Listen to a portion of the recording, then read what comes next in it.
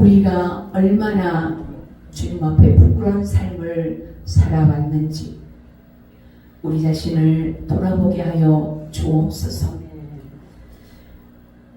이 로마서를 통하여서 우리의 죄를 다루고 있는 것을 보게 하시고 알게 하시고 깨닫게 하시며 오늘도 말씀을 통해서 우리의 잘못을 우리의 허물을 인정하고 회개하며 주님 앞에 구원에 이르는 우리 모두가 되게 하여 주옵소서. 악한 마귀 틈타지 않게 하시고 예수님의 이름으로 기도하옵나이다. 아멘. 오늘 말씀은 로마서 1장 2절부터 7절까지 함께 말씀 가운데서 말씀은 절대적인 복음이다. 이 복음은 타협도 안 되고 이 복음은 어떻게 우리가 피해서도 안 된다. 반드시 복음은 내 마음에 받아들이고 영접하고 믿어야 할 줄로 믿습니다. 그래서 오늘은 절대 복음에 대한 이 말씀을 함께 나누고자 합니다. 복음은 전 세계 지구촌 어느 누구에게나 필요한 것이죠. 그럼에도 불구하고 그 외로 복음을 받아들이지 않는 사람들이 더 많은 것 같습니다. 그리스도인이라 할지라도 이 복음이 그렇게 가치 있게 여기지 못하는 이렇게 사람들도 있습니다. 이 복음이 얼마나 세상 그 무엇과도 바꿀 수 없는 것이 복음인 줄로 믿습니다. 그런데 이 복음의 그 가치를 하찮게 여기는 사람들이 있다는 것이죠. 믿는다고 하는 사람들 가운데서도 예배를 드리고 있는 사람들 가운데서도 이 복음을 그렇게 하찮게 여기면서 내가 그 복음을 전하지 못하는 이런 삶을 볼 수도 있습니다. 인류가 세운 나라 중에 가장 강력한 나라로 평가되는 나라가 바로 로마입니다. 강한 군사력과 경제와 또한 이 정비된 도로, 법률과 갖추었지만 이 식민지 사람을 그곳의 왕으로 세우는 대단한 포용력을 가졌었습니다. 예수님을 믿는 히브리 민족보다도 여성 차별이 없었던 민주화된 나라가 로마였습니다. 그래서 많은 사람들이 로마 시민권자 되기를 원했고 그런 로마에 무슨 복음이 기쁜 소식이 뭔 필요 있는가? 라고 이렇게 말할 정도였습니다. 그러나 그런 로마에도 복음이 필요한 줄로 믿습니다. 바울은 태어날 때부터 로마 시민권자였습니다. 그런 그가 예수 그리스도의 종 둘루스의 죽음을 각오한 사도로서 자처한 이 사도 바울은 복음의 위력을 알았기 때문에 내가 생명을 바쳐 복음을 위해 산 자였습니다. 이것이 바울이 어떻게 깨달아졌을까요? 그는 뛰어난 학식이 있습니다. 로마의 시민권자입니다. 유대인으로서의 아주 강력한 유대인의 사람이었죠. 그럼에도 불구하고 그 많은 사람들을 핍박하고 스데반을 돌로 쳐 죽이면서 함께 그런 사건을 통해서 바울이 깊은 복음을 깨닫게 되었습니다. 그것을 보면 바울은 나의 그 권세와 뛰어난 학벌 능력이 나도 모르게 많은 사람을 죽일 수도 있다는 것을 경험했기 때문에 진정으로 필요한 것은 오직 복음이다. 할렐루야. 다시 따라합니다. 오직 복음이다. 네. 바울이 내 학식, 시민권, 그 유대인 아무 소용없어. 오직 복음이다. 오직 복음이다. 이렇게 바울이 깨달은 것이죠.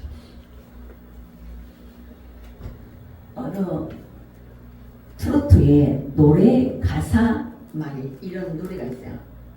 사랑이 뭐냐고 물으신다면 눈물의 씨앗이라고 말하겠어요. 이런 노래 가사 내용이 있어요. 예. 그런데 이 노랫말의 가사처럼 이 세상은 눈물과 고통으로 가득한 것이 이 세상이에요. 막상 사랑해보니 실체가 없는 자이기 때문이죠. 하나님의 복음을 위해 산다는 것은 이렇게 눈물과 고통의 바다에서 갈 바를 알지 못하고 헤매는 사람들의 생명을 살리는 것입니다. 할렐루야. 그러므로 인간에게 절대 복음이 왜 필요할까요? 오늘 말씀을 통해서 더 알아보자 합니다. 첫 번째로 이 복음은 하나님의 아들에 대한 약속의 말씀이기 때문입니다. 2절부터 4절까지 제가 봉독해 올리겠습니다. 이 복음은 하나님의 선자들 통하여 그의 아들에 관하여 성경에 미리 약속하신 것이라. 그의 아들에 관하여 말하면 육신으로는 다윗을 통해서 하셨고 성결의 영으로는 죽은 자들 가운데서 부활하사 능력으로 하나님의 아들로 선포되셨으니 곧 우리 주 예수 그리스도시니라. 아멘. 예. 바울은 이 복음에 대하여서 2절부터 6절까지 길게 복음에 대하여 설명합니다. 기쁜 소식에도 하나님의 아들 예수 그리스도이십니다. 이 복음은 하나님의 아들 예수 그리스도이십니다. 사랑하는 성도 여러분, 우리가 살아가는 게 힘드시죠? 자, 즐거워요? 힘들어요? 응? 즐거울 때도 있고 힘들 때도 있고 예, 기쁠 때도 있죠. 예. 그러나 살아가는 것이 다 누구나 힘들다라고 말하는 사람들이 더 많은 것 같습니다. 이 세상 살아가는 모든 사건 앞에서 예수 그리스도가 들어가면 기쁜 소식이 될 줄로 믿습니다. 소망이 없는 갈 바를 모르는 아무것도 모르는 그 속에 예수 그리스도의 복음이 들어가면 기쁜 소식이 되는 줄로 믿습니다. 이렇게 성경에서 하나님의 아들 곧 예수 그리스도에 관하여서 미리 약속하신 것이 복음이라고 하십니다. 우리가 이 약속이 뭔지 알아야 기쁜 소식을 내가 누리지 않겠는가 말이죠. 하나님은 창세기부터 시작해서 구약의 모든 말씀을 통해서 죄에서 구원할 자 예수님에 대하여서 말씀해 주셨습니다. 그래서 창세기 3장 15절을 보게 되면 여자의 후손의 뱀의 머리를 상하게 할 것이요 뱀은 여자의 후손의 발꿈치를 상하게 하리라고 예언하셨습니다. 이 말씀은 이후에 초림 예수가 오셔서 잠시 고난은 당하지만 결국은 사단의 세력을 완전히 이기실 것을 예표하시는 말씀입니다. 그러니까 이 말씀은 초림 예수가 오셔서 십자가의 고난은 당하지만 그러나 재림 주님이 오셔서 반드시 사단의 세력을 완전히 타파할 것을 말씀하시는 거예요. 발꿈치보다 머리를 상하게 하는 것이 절대적인 승리잖아요. 발꿈치를 상하게 하는 것은 그 생명 살 수도 있어. 그러나 머리를 상하게 하면 살 수 있어 없어? 못 사는 거예요. 머리를 치면 못 살아요. 그렇기 때문에 이것은 반드시 주님이 승리할 것을 말씀하시는 거예요. 그러므로 그런 예수님을 믿는 저와 여러분의 삶도 이미 우리는 이긴 싸움을 싸우고 살아가고 있는 것입니다. 이 약속의 말씀이 나를 구원하실 예수 그리스도를 믿을 때 그 약속의 말씀이 성취될 줄로 믿습니다.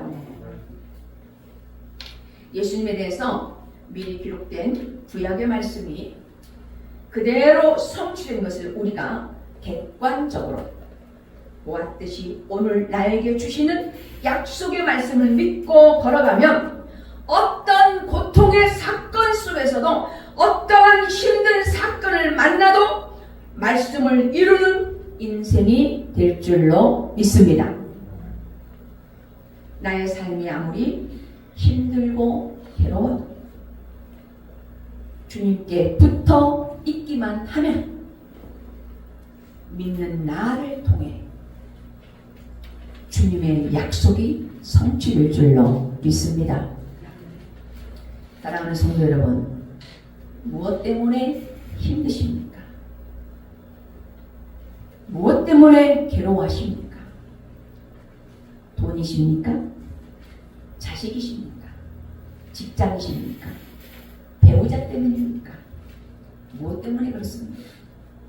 그러나 그 힘든 어려움 속에서 내 죄가 보여야만 할 줄로 믿습니다. 그 내 죄가 보이지 않는다면 약속의 말씀이 성취될 수 없습니다. 약속을 이루는 대상은 믿는 나 한 사람이기 때문입니다. 내가 구원받지 못한다면 그 약속의 말씀이 성취될 수 없지요. 약속에는 기다림이 전제되지요. 갖은 고난 가운데서도 주님을 잘 기다려야 합니다.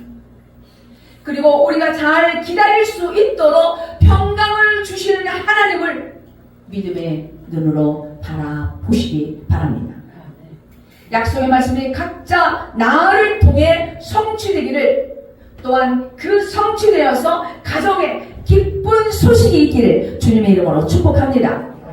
적용의 말씀을 드립니다. 나는 복음을 사랑하며 약속의 말씀이 성취될 것을 믿습니까? 아니면 복음을 드러내고 싶지 않습니까? 여러분은 어느 편에 속해 있습니까? 두 번째는 믿음의 혈통을 증언하라입니다. 3절을 보겠습니다. 그의 아들에 관하여 말하면 육신으로는 다윗의 혈통에서 나셨고, 아멘. 바울은 예수님이 다윗의 혈통에서 나셨다라고 말씀합니다. 다윗의 후손으로 유대인을 위한 메시아가 오신다는 것은 바벨론 이 포스 아래 유대인의 오랜 신앙이 있었습니다. 기다려왔습니다. 그럼에도 초림 예수가 오셨는데도 아직 유대인들은 그걸 믿지 않아요. 그리스도가 다윗의 혈통에서 나셨다는 것은 이렇게 유대인을 향한 예언과 약속에 대한 분명한 성취인 동시에 성경이 창세기부터 증명하던 전 인류의 이 구원을 위한 약속의 성취입니다. 예수님은 인성과 신성을 모두 다 지니신 분입니다. 육신의 가문으로는 유다 지파 다윗의 혈통에서 나셨습니다. 사랑하는 성도 여러분, 어릴 때부터 믿음의 가문을 따라 보고 자라는 것이 얼마나 중요한지 모릅니다. 그런데 믿음의 가문이 아닌 사람을 만나서 사랑하면 되지, 사랑이면 다 극복할 것 같아도 내 가치관이 다르면, 문화의 차이가 다르면 서로 힘든 것이 사실입니다. 서로 맞춰가기가 힘들죠. 예를 본다면 안 믿는 가정에서는 집안일 행사를 언제 해요? 주일날 거의 다 해요. 다 모이는 가족들 모이는 거 주일날 거의 다 합니다. 모여서 하다 보면 매번 빠질 수도 없잖아요. 그러다 보면 뭐예요? 매번 빠질 수 없으니까 그러다 보면 나도 거기에 무뎌지게 됩니다. 아무리 재력 있는 집안이라 할지라도 불신한 집안을 택하는 것은 정말 안 됩니다. 우리는 이미 나이가 들었다고 하지만 후손들에게 믿음의 혈통을 이어가도록 믿음을 확인해 주어야 할 줄로 믿습니다. 믿음은 어떤 것도 타협이 될 수 없습니다. 저도 안 믿는 집안에 시집가서 온갖 고난이 많았습니다. 물론 그 당시에는 제 신앙이 성숙하지 못했기 때문에 그럴 수도 있었다라고 생각이 돼요. 그러나 지금의 모든 것을 생각해보면 그 또한 하나님의 섭리가 그 가정을 구원하시고자 연약한 저를 보내어서 지키시고 보호하시고 인도하셔서 가정을 구원하시게 하신 것을 믿습니다. 사랑하는 성도 여러분, 가정의 구원을 위해서 영적 선한 싸움을 싸워야만 합니다. 약속의 말씀을 붙들고 믿음의 혈통을 이어가고자 남은 가족들의 구원을 위해서 애통하는 기도가 있어야 할 줄로 믿습니다. 적용의 말씀을 드립니다. 믿음의 혈통을 이어가도록 말씀으로 자녀를 양육하십니까? 믿음이 없어도 눈에 보이는 좋은 조건이라면 그 길을 따르겠습니까? 여러분은 어느 편에 서겠습니까? 세 번째는 육신의 혈통보다 내 믿음이 먼저입니다. 4절을 봅니다. 성결의 영으로는 죽은 자들 가운데서 부활하사 능력으로 하나님의 아들로 선포되셨으니 곧 우리 주 예수 그리스도시니라. 아멘. 자, 오늘 본절에서 보면 죽은 자들이라고 말하고 성결의 영어로는 죽은 자들이라고 말하죠. 죽은 자들이란 복수를 썼어요. 이 말은 뭐냐면 하나님이 우리 모두의 부활을 보장해 주신다는 뜻입니다. 할렐루야. 그런데 신기하게도 성경 어디에서도 예수님의 외모에 대해서는 다루지 않았어요. 예수님을 직접 묵도한 제자들도 있고 형제들도 있어. 성경에 기록되어 있는데도 불구하고 어느 한 곳도 예수님의 외모는 언급하지 않았어요. 단지 예수님이 오시기 전 이사야 선지자에 의해서 이사야 53장 2절에 보면 고운 모양도 없고 풍채도 없은즉 우리가 보기에 흠모할 만한 아름다운 것이 없도다 라고 하는 이런 기록만 되어 있습니다. 그러나 혈통을 보라는 것이 외모를 보라는 뜻은 결코 아닙니다. 아무리 믿음의 가문이 훌륭하고 모태 신앙이라 할지라도 자기 죄에 대한 고백과 하나님과의 만남이 없다면 아무 소용이 없습니다. 육신의 혈통보다 더 중요한 것은 성결의 영으로 죽은 가운데서 부활한 사실이 있는가 하는 것입니다. 내 능력이 아닌 그리스도의 십자가의 능력으로 죽은 가운데서 살아나야 하나님의 아들로 인정되었듯이 말이죠. 다시 말씀드리면 아들이 아니었는데 아들로 인정되었다는 의미가 아니라 예수님은 만세전부터 하나님의 아들이셨어요. 그런데 십자가의 사역을 통해서 비로소 그것이 확증되었다는 것입니다. 조금 이해를 돕고자 설명을 드린다면 비행기 탑승할 때 먼저 예약을 해야 하네요. 예약을 하죠. 예약을 하게 되면 그리고 탑승할 때 다시 컨펌을 해서 재확인하고 표를 끊고 확인하고 표를 끊고 탑승을 하게 되잖아요. 이런 거와 같은 것입니다. 먼저 예약을 했다가 다시 또 컨펌을 해서 혀를 끊고 합성을 하는 것과 비슷하다는 것입니다. 사랑하는 성도 여러분, 내 삶의 불확실하고 혼란스럽던 것들이 예수 그리스도를 통해서 확실해지는 것이 바로 복음입니다. 지금도 이 인류 지구촌 가운데 많은 사람들이 이 복음을 모르고 내 인생은 왜 그래? 내 인생은 왜 이런 삶이야? 내 인생은 왜 이런 삶이라는 것을 이렇게 원망하고 불평하고 분노하면서 자기 인생의 길을 찾지 못하는 사람들이 너무도 많지요. 그러나 그들 가운데서도 예수 그리스도가 들어가면, 예수 그리스도의 복음이 들어가면 새롭게 되는 줄로 믿습니다. 소망도 없고 비전도 없고 뭘 해야 볼지 모르는 불확실한 인생에서 우리는 죽어지는 이러한 경험을 해야 복음이 들려지기도 하고 또한 눈이 떠여지기도 하고 모든 것이 확실해지는 줄로 믿습니다. 하나님의 아들 예수 그리스도가 죄가 없으시지만 나의 죄를 위해서 대신 죽어 주셨습니다. 이것을 믿으십니까? 이것을 믿으십니까? 믿어져야 합니다. 이 죽어짐의 십자가를 인격적으로 경험해야 평강의 복음이 이해가 되는 것입니다. 그러나 죽어짐의 경험이 없는 사람은 이것을 깨닫지 못합니다. 그래서 창세기 15장 13절에서는 너는 반드시 알라.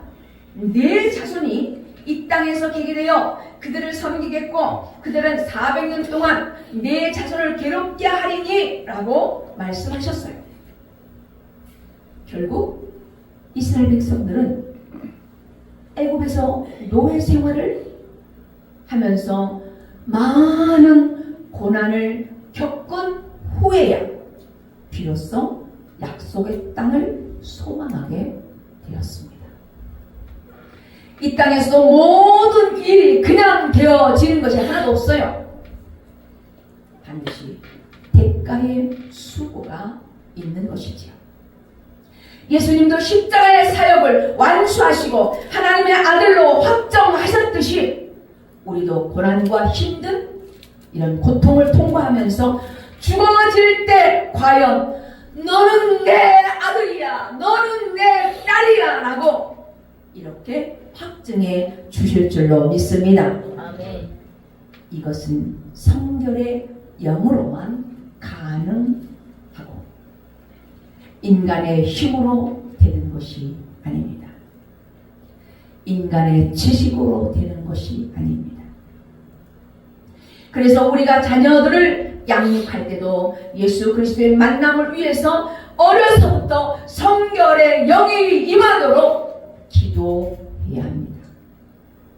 난 자녀들 다 컸어 라고 말할 수 있겠지만 컸어도 큰 자녀들에게도 눈치 볼 것이 아니라 주님과 인격적 만남으로 구원을 위해서 애통해야 할 줄로 믿습니다. 전해야 할 줄로 믿습니다.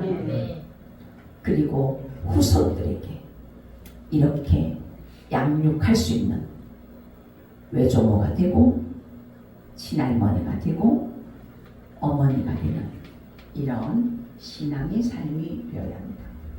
십자가의 부활을 경험한 사람, 죽었다가 살아난 경험이 있는 사람은 평강을 누릴 수 있습니다.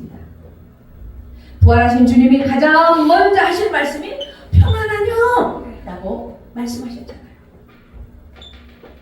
우리가 아무리 예수를 믿어도 평안이 없다면 헛것입니다.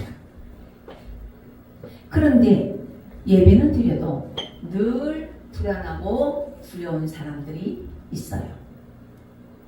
아직 이 말씀이 들리지 않기 때문에 그런 과정도 있습니다. 지금 여러분은 평안하십니까? 불안하십니까? 불안하다면 무엇 때문에 불안이 나를 짓누르고 있는가 한번 이것을 관찰해 보시기 바랍니다. 물론 많은 이유가 있습니다. 그러나 그 이유 이전에 먼저 내 자존심을 내려놓아야 합니다. 내 이 자존심을 내려놓아야 내 마음에 위로부터 주시는 평안이 내 마음에 내주하는 줄로 믿습니다. 자존심을 내려놓으시면 모든 것이 자유합니다. 여기서부터 주님이 이끌어 가시는 것을 느껴지게 될 것입니다. 자존심을 내려놓으시고 죽을 것 같은 괴로움 가운데서 구원받고 평강의 자유를 누리십시오. 여러분이 구원의 평안을 얻었다면 이 기쁜 소식을 정말 이웃에게 전하지 않을 수 없는 것입니다. 적용 질문을 드립니다. 자녀들과 자신의 장래의 성결의 영이 임하기를 예수 그리스도와 인격적인 만남이 있기를 기도하십니까? 적용해 보시기 바라고요. 네 번째는 복음은 나를 통해 전해져야 합니다. 5절을 제가 읽겠습니다. 그로 말미암아 우리가 의뢰와 사도직분을 받아 그의 이름을 위하여 모든 이방인 중에서 믿어 순종하게 하나니. 아멘. 자, 모든 이방인 중에서 믿어 순종하게 하나니. 순종해야 된다 이 말이죠. 오늘날은 만인 제사장 또한 만인 사도 시대라고 합니다. 하나님이 예수 그리스도를 통해서 우리에게 은혜와 사도의 직분을 주셨어요. 십자가와 부활을 거치고 구원받은 자라면 누구도 나 못해 이런 핑계 변명할 수 없도록 우리에게 이렇게 직분을 주셨습니다. 우리는 복음 때문에 믿어 순종해야 합니다. 나의 능력으로 순종하는 것이 아니라 나의 믿음이 내가 순종하도록 주님께서 밀어붙이는 것입니다. 내가 믿음이 있다면 그 믿음을 가지고 주님께서 순종하도록 밀어붙여요. 성령께서 역사하는 줄로 믿습니다. 오늘도 아파도 주의를 지킬 수 있도록 성령께서 밀어붙이게 하는 줄로 믿습니다. 이것을 다 초월하면서 성령께서 이렇게 믿음이 있다면 그렇게 밀어붙이십니다. 믿음이 나를 끌고 가요. 믿음이 나를 끌고 간단 말입니다. 내가 믿음이 있다면 하나님의 성령님께서는 나의 그 믿음으로 말미암아 순종하도록 이렇게 끌고 가시는 줄로 믿습니다. 기도했기 때문이 아닙니다. 내가 충만해서가 아닙니다. 예수 그리스도에 믿어 충만하게 되고 믿어 순종하는 것입니다. 바로 하나님 말씀에 대한 순종입니다. 매일매일 내게 주어지는 말씀에 대한 순종 없이는 내게 주어지는 어떠한 환경에 결코 순종할 수 없습니다. 말씀에 불순종하기 때문에 사건에도 불순종하게 되는 것입니다. 하나님 말씀이 관심이 없기 때문에 환경과 사건에 받아들이지 못하고 원망과 다툼이 일어나는 것이죠. 마태복음 16장 21절 23절을 보게 되면 베드로가 예수님께 3년 동안 양육을 받아왔어요. 근데 예수님이 제자들이 말을 안 들으니까, 말씀이 안 들리니까 주님께서 말씀하시요. 너희의 구원을 위해서 내가 십자가에 못 박혀 죽고 3일 만에 살아나야 하리라. 이렇게 말씀하셨어요. 그러니까 베드로가 뭐라고 해요? 주여 그리 마옵소서. 그런 베드로에게 주님은 사탄아 물러가라, 내 뒤로 물러가라고 이렇게 하십니다.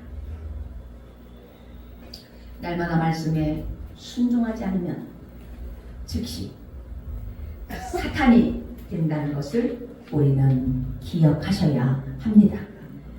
우리가 그래서 늘 말씀을 적용하고 말씀을 보고 그 말씀으로 나를 해석하고 그 말씀으로 오늘 하루의 삶도 오늘 나를 그렇게 살아가기를 적용하면서 내가 분이 나도 기분이 상해도 마음에 안 들어도 그 말씀에 순종하고자 한다면 그 모든 것에서 뛰어넘게 하실 줄로 믿습니다. 아침에는 성령 충만하다고 주여 우리의 죄를 하면서 회개하면서 가요. 그런데 저녁에는 어딘가 모르게 그 말씀이 내 삶에 적용이 안 되니까 그 말씀이 없으니 사단의 역사에 휘말려 가지고 있죠. 이후에 이 사단에 휘말려 가지고 그 말씀에 순종하지 않기 때문에 이렇게 사단에게 휘말리는 것입니다. 우리가 마음에 늘 다짐을 해보기도 합니다. 아유, 저 사람 미워 죽겠어. 아니야, 사랑해야 돼. 미워하지 말고 사랑해야 돼. 주여 사랑하게 해주세요. 이렇게 고백을 합니다. 또한 우리 삶 속에서 술을 끊기도 해주옵소서. 담배도 끊게 하여 주옵소서. 이 마약도 끊게 하여 주옵소서. 여자도 끊게 하여 주옵소서라고 이렇게 늘 다짐을 해요. 수없이 결심을 하지만 그러나 실패가 계속 반복되고 있지요. 그것은 왜 그러냐? 말씀에 순종이 안 되기 때문입니다. 믿음이 있는 것 같으나 이렇게 평소에 겉으로 보기는 믿음이 있는 것 같으나 그러나 믿음이 없으니 순종이 안 되는 것입니다.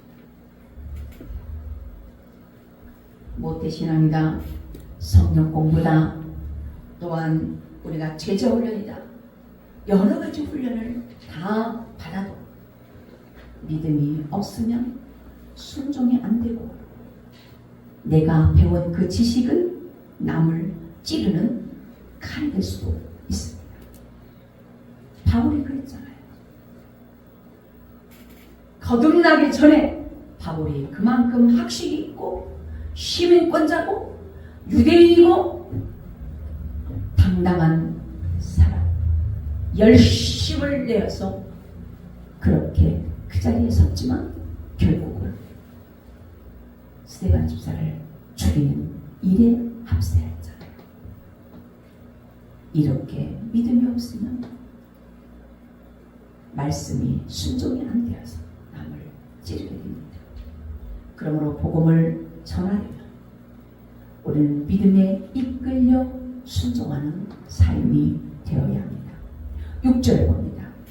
너희도 그들 중에서 예수 그리스도의 것으로 부르심을 받은 자니라. 아멘. 자, 또한 나를 통해 복음이 전해지려면 내 신분을 잘 인식하여. 나는 어떤 사람이다?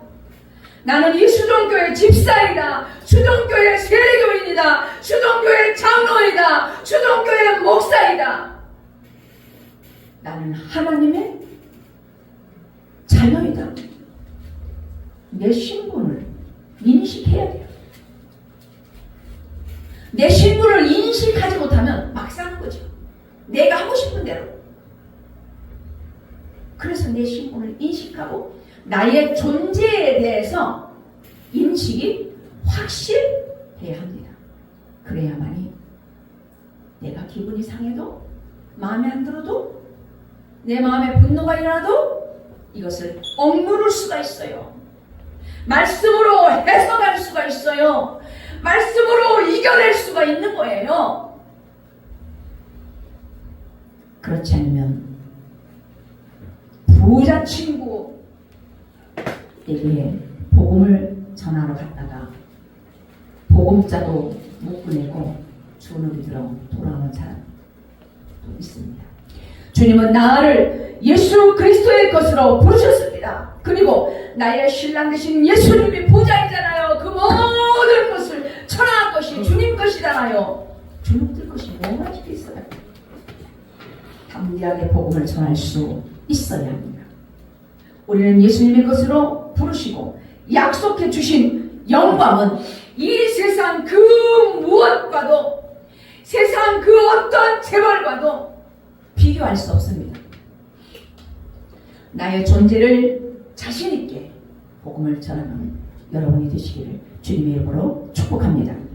7절을 봅니다.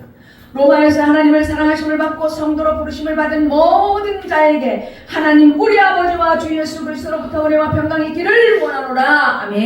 예. 이 사도는 보냄을 받은 자이고 성도는 구별된 자입니다. 그런데 하나님이 사도보다 더 귀하게 여기시는 것이 뭐예요? 사도보다 성도인 줄로 믿습니다. 하나님과 예수님 앞에만 붙는 거룩함의 의미가 나에게 붙여진다는 사실. 할렐루야. 아멘. 내가 예수님과 한 지체가 되었다는 것입니다. 죄 가운데 있던 내가 사도로 부르심을 받고 1절에서 택정함을 입고 5절에서 은혜와 사도의 직분을 받고 6절에서 예수 그리스도의 것으로 부르심을 받고 7절에서 하나님의 사랑을 받고 성도로 부르심을 받은 자가 되었다라고 고백합니다. 이렇게 나에게 받고 입고 하였다라고 말씀하시는데 내가 잘해서 한 것이 아무것도 없어요. 모든 것이 하나님의 은혜로다. 할렐루야. 네. 이 은혜를 우리가 깨달았다면 어떤 상황에서도 믿음으로 순종하게 됩니다. 그런 사람에게는 평안을 누리게 되실 줄로 믿습니다. 할렐루야. 말씀을 마칩니다. 이 복음을 위해 바울을 부르시고 우리를 부르신 하나님이십니다. 당시 이 복음을 위해 로마의 성도들의 은혜와 평강을 약속하신 하나님의 복음을 받은 우리에게도 동일한 약속을 주십니다. 하나님은 우리와는 나를 통해서 이 복음이 전해지기를 원하십니다. 있는 자나 없는 자나 빈도 귀천을 막론하게 어디서든지 누구에게나 이 복음이 필요한 것입니다. 절대 복음만이 우리를 평강으로 인도하시기 때문에 나로부터 우리 가정의 이웃에게 이 기쁜 소식을 전하는 저와 여러분이 되시기를 주님의 이름으로 축원합니다. 기도하겠습니다. 사랑의 하나님, 이 세상 어떤 사람에게나 복음이 필요합니다. 로마에게나 지식인에게나 부자나 환난당한 자나 애통하고 빚진 자에게도 이 복음이 필요합니다. 주여, 이 복음이 평강의 복음으로 인도하여 주시옵소서. 특별히 성도들의 가정마다 이 복음이 들어와 평안으로 약속이 이루어지기를 원합니다. 믿음의 혈통이 이루어가기를 원합니다. 육신의 혈통보다 내 믿음이 먼저이므로 내가 먼저 복음이 전해지기를 원합니다. 주님, 이 약속의 말씀이 이루어지도록 인도하여 주시옵소서. 예수님의 이름으로 기도하옵나이다. 아멘.